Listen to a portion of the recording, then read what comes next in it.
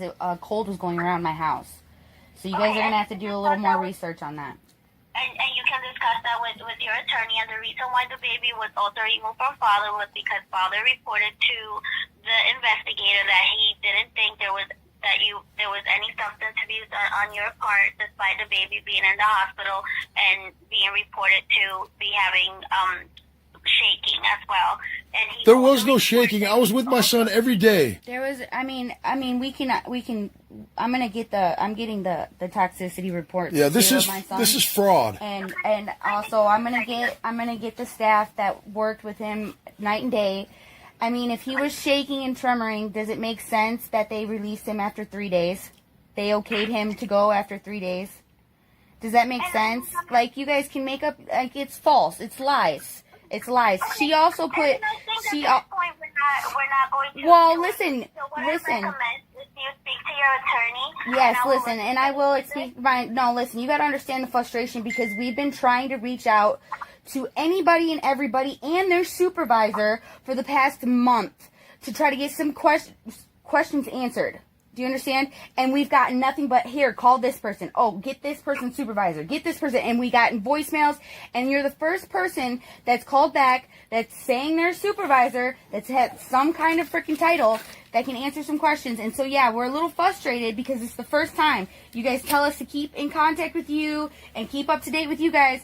We can't even do that, let alone ask questions. So it's the first time we're able to talk to somebody. And so, yes, we're going to ask the questions that we need to ask because we miss our son. We're caring, loving parents. It makes sense. And I sense that. I think that's why you're frustrated, because you love and you miss your son. I'm not disputing that at all. And you guys aren't holding up your part. Okay. And you know, at that point, like I said, I'm not going to argue. We can, if there's things that we're just going to have to agree to disagree with. Well, I haven't seen my son in over a week. I have a court order right here that says I get to see him twice a week, and you guys canceled my visitations over a voluntary quarantine. Voluntary. It's not voluntary. But it was when you guys canceled the visitation. It was when you guys canceled it, yes. It was when you guys canceled them. Okay. As of yesterday. I think we're going to, if you want to give me an email, I want to see my son. And forward so we can. No, I'm not. I have one more question. As far as mediation that's coming up on the 3rd, with everything going down and our last court date was over the phone, mediation's out in Mesa for some silly reason. How is that going down? Is that going to be over the phone, or are we expected to go out to Mesa and then be shuttled home? My understanding is it's going to be over the phone. Everything right now is over the phone until further notice, and I know it's been extended up until the 30th of April. So, like I said, if you give me your email address, once we have all the information as to where we're calling in, I will go ahead and... I want to see my baby. Well. And if you want to give me Steven's information, I will keep him copied in the same email. I demand to see my baby. Okay, so it's not till it's until the 30th now. We were told until the 10th. It was supposed to be until the 15th, I believe, but then it's been extended up until the 30th, and we can go ahead, like I said, you can go ahead and staff with your attorney as well. But that's the information that I have. You guys took my child over charges of marijuana. She don't care. Listen. Sir, do you have a medical marijuana card? I didn't have no kids in my care, okay? Yes, I do have a medical marijuana card. I'm asking Steven. No, I do not. But the reason why I went down to test for you guys, because you didn't have a court order to get me to test, you guys told me that all you wanted to see was that was all that was in my system was marijuana. And then, so I agreed to go do it, to work with you guys. The minute I go down to do it, you guys act like you really got me on something. Well, there was no kids in my care when I took a puff of that marijuana. And it would have easily come out of my system, because once a kid is in my care, I'm not trying to do no marijuana. I rarely do it how it is. It was a once in a while thing, and I had no children in my care when that took place. So it was not abuse, neglect, or none of the above. I'm not going to speak. I'm listening, and I've been staying calm despite you yelling at me, because I'm trying to understand. You're trying to traffic my son. It's because you're on speakerphone. You're on speakerphone, so that's why it's a little. We're not sure how much you can hear, and so that's all. So speak to me and know that I'm not, I haven't been verbally yelling or... All right, so I have other questions. Okay, so, as far as my daughter, I haven't gotten any pictures, any updates on how she's doing. I need updates on how she's doing, and her birthday's coming up. This is not fair. My daughter's going to spend her birthday in some home. Have you been attending court where the judge is not doing visitation with you or father until there's consistency in services, or did that change? See, and that makes little to no sense, you guys. I'm not required to do services. I have not contracted with you guys. You guys know about the 2 cases, and so on and so forth. And then I'm allowed visitations with my son, but I'm not allowed with my daughter. In fact, my daughter's not even allowed to have pictures of me.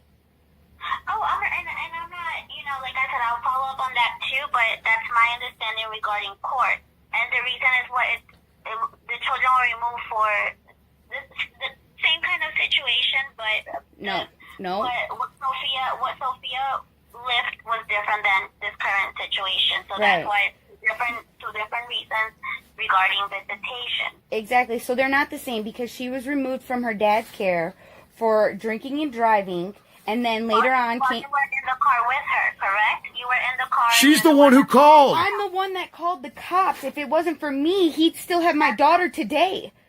Okay, and please don't scream. That's what I said. And you were the one who called for help. But because you were yelling, you were unable to hear the second part of what I was saying. No, you guys are trying to accuse her. I'm tired of being accused. This is not the first time that I've been accused of neglect for jumping in the car with my daughter, because this guy is 6'3". He's attacked me before. I know this man. He would have left me right where we were if I tried to stop him from driving. And he would have gotten in the car with my daughter, and he would still have my daughter. So if I didn't jump in the car and call the cops and say, hey, look, I know this is what he's doing, because I told you guys in a previous TDM that you guys have freaking from, 2018, you guys have a TDM, that I told you guys he drinks and drives and I'm worried about sexual assault. You guys said, well, the family court has given him friggin' custody, we have to give her back. You guys gave her back, and then this went on for months more. Now she's already come out and said there's been allegations of her father sexually assaulting her. And I was in the car when he was drinking and driving, because I know this man more than you guys. And that's why I got in the car. To protect her daughter. To protect my daughter, that if something was going to happen, I was going to go with my daughter, not send my daughter off to her death. I don't understand how you guys would like me to stop him. He's 6'3". I'm 5'6". He's attacked me before. I've lived with him before. I sat in the back seat with my daughter. When the cops pulled up, that man was in the front seat with his unopened beer, his open beer, and one sitting in his lap when they pulled up. Already driving on a suspended. That was all him. And if it wasn't for me getting in the car saying something to somebody, like, hey, 911, he's about to drop me off at my house and then take my daughter back home, which is a 40-minute drive from where he was dropping me off to where he was going. If I never would have done that, he'd still have my daughter right now. So don't tell me, don't say that's neglect. Don't say that that's why, and this is why I'm on my... No, I jumped in to save my daughter, to be with my daughter, that if something happened to her, I was there and I went down with her. That I called the cops and I made sure that he was held accountable for what he was doing all along.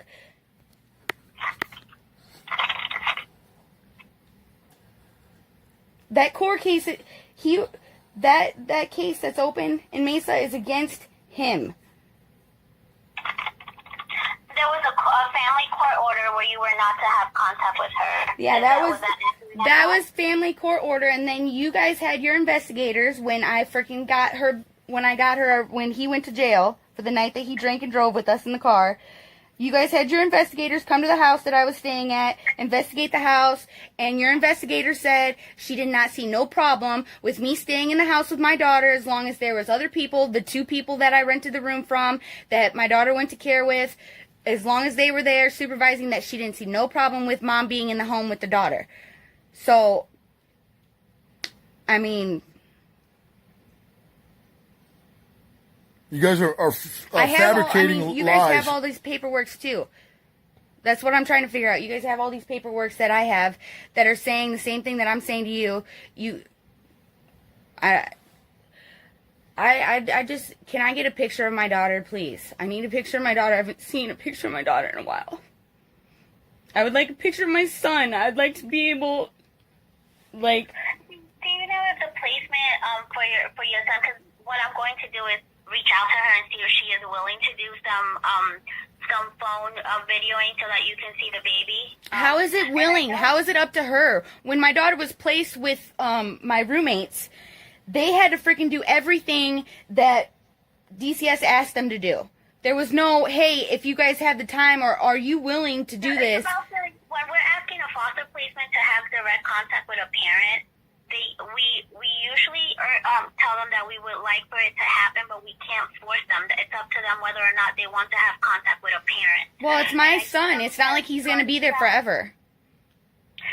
Okay, do you have any family members? I know Mrs.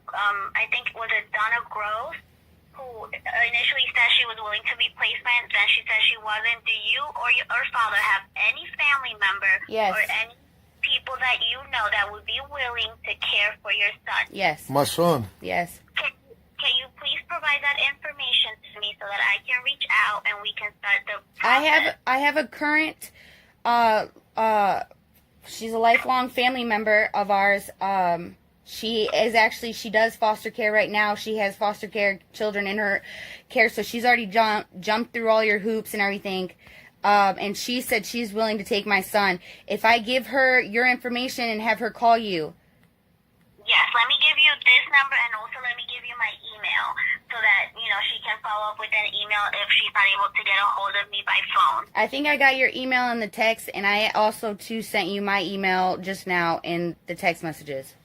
Okay, so have her, if she can email me before she calls me so that we can schedule a time.